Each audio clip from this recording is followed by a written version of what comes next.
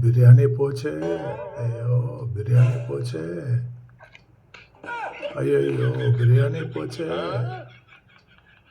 March 31 பிறந்தவங்களுக்கெல்லாம் biryani ஃப்ரீயாக கொடுக்குறாங்களா?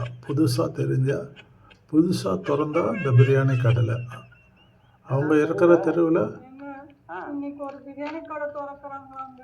அதுக்கு அந்த பிரியாணி கடைக்கார ஓனரு மார்ச் 31 பிறந்திருக்காராம். மார்ச் 31 பிறந்தவங்களுக்கு இன்னைக்கு பிரியாணி ஃப்ரீயா தராங்களாம். இப்போ இருக்க கிளைமேக்ஸ். அதுக்கு என்ன? நீங்க மார்ச் 30 பிறந்துட்டீங்க. 31 பிறந்தா பிரியாணி கட்டிருக்கோம்ல. அந்த அம்மா கவலை. அந்த அம்மா மார்ச் 31 பிறந்திருக்கலாம்ல.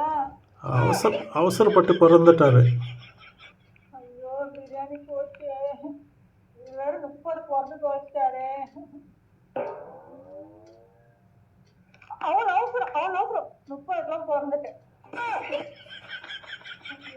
பிரியாணி போச்சு.